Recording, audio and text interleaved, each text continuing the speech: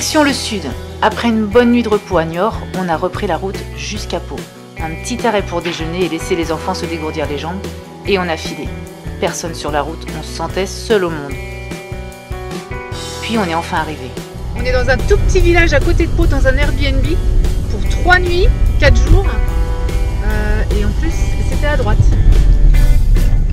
Hop là. Pour les supporter.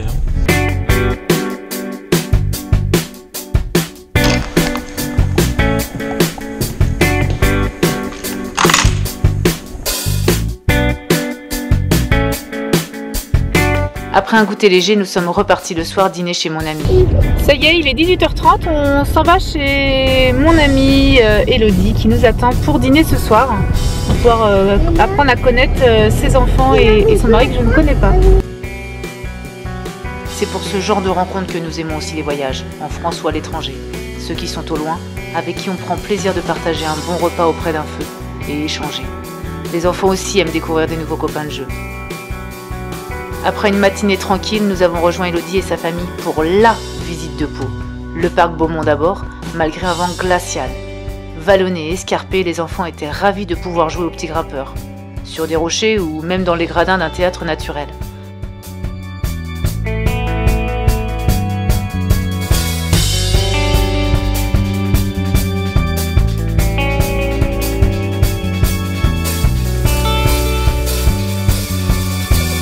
Difficile d'échapper également aux jeux d'enfants. L'occasion pour Christophe et moi d'essayer l'overboard de Matisse. Bon, c'est pas gagné, hein. Mon Dieu, record de vitesse. Attendez les gars. Oh la vache. Ah, je tourne.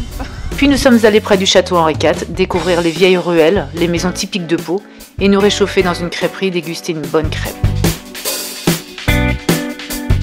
À côté, il y avait même une expo qui nous a laissé perplexes.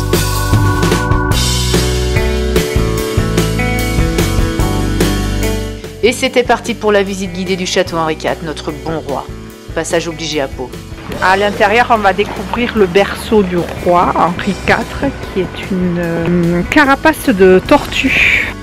Alors certes, j'aime pas les visites guidées, me sentir obligée de suivre quelqu'un, ne pas pouvoir aller où je veux, et surtout ressortir quand je veux, mais faut avouer que les scènes de vie sur les tapisseries, les objets comme la table au sang couvert, les statues d'époque, ou même les tableaux étaient réellement intéressants. Il est content, hein? Ah bah tu m'étonnes, il en est à son 10e verre. Enfin, pas pour tout le monde. De pièce en pièce, on apprenait un petit peu d'histoire, tout ce que personnellement j'avais complètement oublié des cours de collège. Donc ce que j'en retiens, c'est qu'Henri IV était un coureur de jupons tout petit, assassiné bêtement alors qu'il venait enfin de trouver l'amour.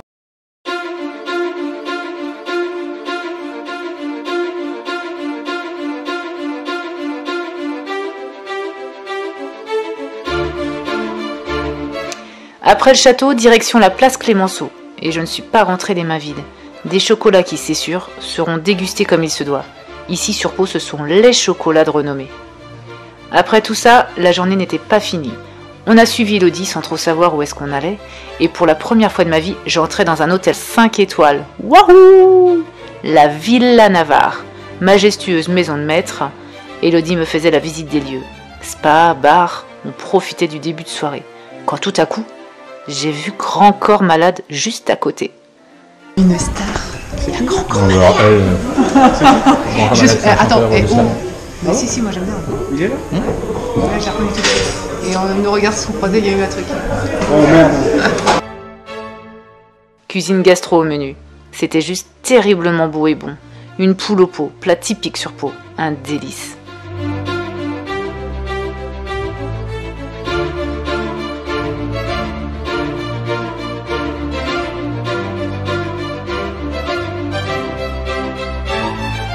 Après cette superbe journée, une bonne nuit nous a bien requinqués. Notre dernière journée sur Pau, nous allions profiter de nos amis. Déjà en allant dans leur resto. Oui, on sait, vous allez me dire qu'on a fait que manger pendant 3 jours. C'est à peu près ça. Ici, au Poivron Bleu, c'est cuisine tradie comme on aime. Tout est fait maison, ambiance sans chichi, et vous mangez des produits de qualité, frais pour pas cher. C'est pas parce que ce sont mes amis, mais franchement, même Etchebest n'aurait rien à redire ici. Il y avait même un petit coin jeu pour les enfants. Après une dernière soirée chez eux, il était temps de se quitter. Un immense merci Elodie et Fred, c'était génial. À très vite. très jolie ville au pied des Pyrénées, au cœur de la nature. Ce fut un plaisir de l'arpenter un petit peu. Au revoir Pau, Toulouse, on arrive!